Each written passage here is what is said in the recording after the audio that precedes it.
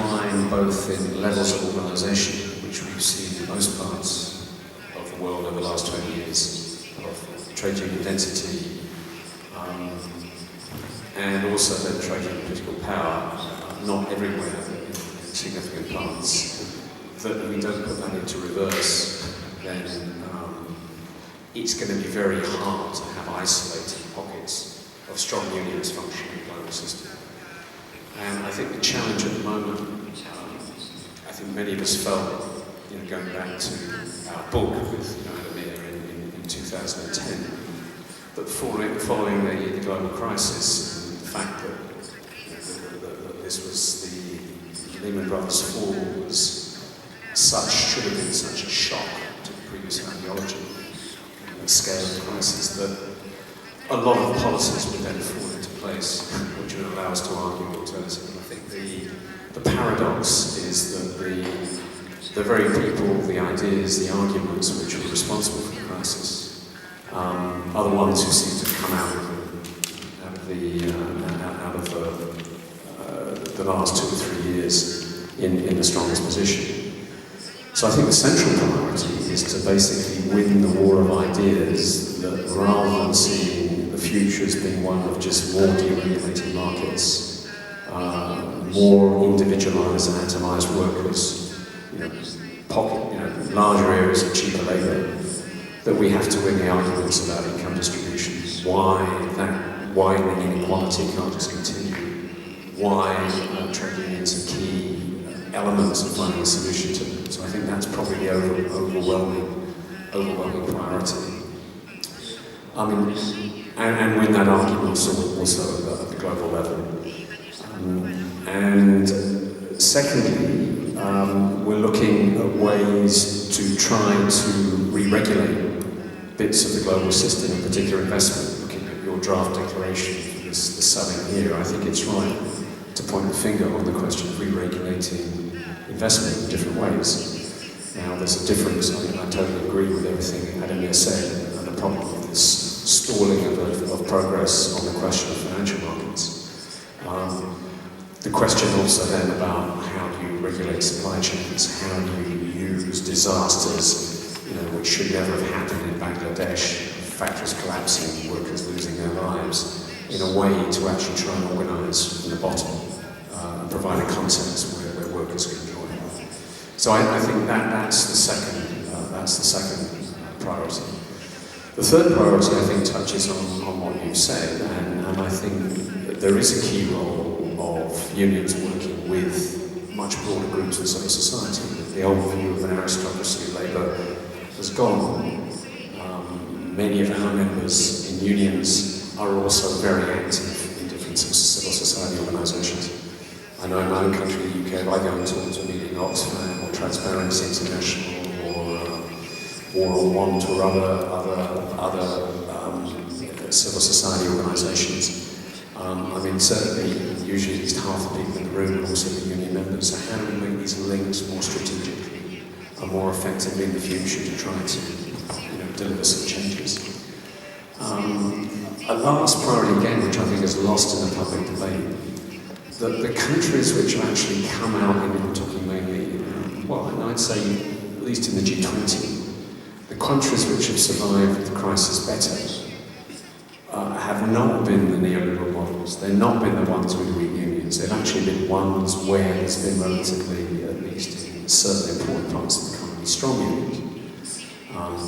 There are many things wrong with Germany and the German economic model, but the fact that unions were able to stop companies laying off workers in the short term and keep those workers in place was a key factor, which was very opposite from what happened in the United States, very opposite from what happened in some other parts of the world where you just had this disposable labour. Again, despite all of the difficulties and problems, the Nordic countries and the models of relatively strong organisation have also fared significantly better across a range of objectives. So I think we have to use those examples as well of ways to and again, looking outside industrialised countries, what has worked in Brazil, what has worked in some other parts of the world, I certainly take on board all of the criticisms about the failure of labour rights in China and what needs to be corrected there seem to be absolutely striking. So I think all of those factors really are where strategically we have to be linking. Why are we having conversations about the global economy and policy advocacy to what is it that actually allows workers to organise and have strength in a more global economy? Perhaps just a couple of remarks on what also other colleagues on the panel have said. I would add to Adamir's point that I think what happened in 2010, I think he's totally right to say the first 2 years of the G20, we have to look on back as ones where there was relative activism around coordination. That's probably because governments were so far. I mean, we were looking at 2009, we thought global unemployment would jump by over 50 million, that was the IMF forecast. It's actually increased by 27 million, which is still a lot, but it was half what was being forecast. And that was largely due at that point to work coordinated policies to try to support the global economy. That momentum is gone, and I think the turn to austerity in 2010 was, I know there are criticisms of Keynesian economics, but demand does still matter. And if you sort of slash incomes, slash public expenditure, slash confidence by saying to workers, everybody now has to tighten their belt, then it's not, you don't have to be Einstein either to see that suddenly markets will start to sort of shrink, that firms will not have, even if they're sitting on enormous profits, will not invest. And I think it's not a question of different economic theories, it's just a question of economic illiteracy. The government kind of shifted back to that kind of ideology, perhaps on the assumption that they could get their long-term bond rates down so much that they'd be able to beggar their neighbours. I think politically, picking up Adamir's point, that the momentum now is stalled on the financial regulation area.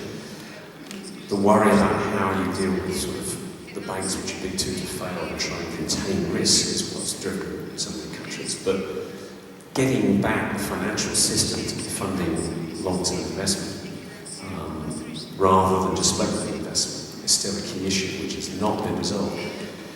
Just an anecdote, we had a kind of small L20 delegation which met with President Putin last September, just outside Moscow.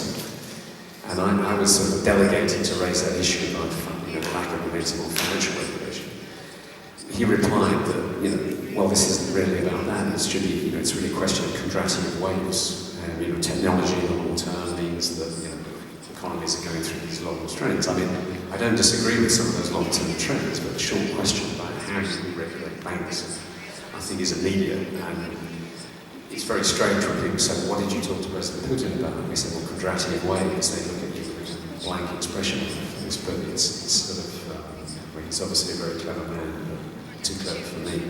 But that's part of that issue. And just a last point, I think at the same time that he's trying to stop the hemorrhaging of the global economy, many of the issues which have been put on the table about changing the model of growth, getting better measurement, and getting more effective measurement are things we have to push on. There is now an OECD project on trying to get a better life index and to look at beyond GDP measures. There's now more and more sophisticated ways of trying to do that. But the real problem is that when it comes to finance ministers and treasurers, they still simply focus on short-term GDP. They don't take account of distribution, they don't take account of those wider issues. So I think changing that so you really change policy, not just better figures, is probably where we are now. I think we have won some of the arguments about the quality of growth and measurement and trying to get away from this view that if you do more pollution and it raises growth, you're actually improving well-being. Amartya Sen, I think basically 20 years ago, said the truth, which is that the purpose of economic activity should be to give people the opportunity to make choices about how they want to live their lives. And extreme poverty doesn't allow you to do that, but neither does neoliberalism. So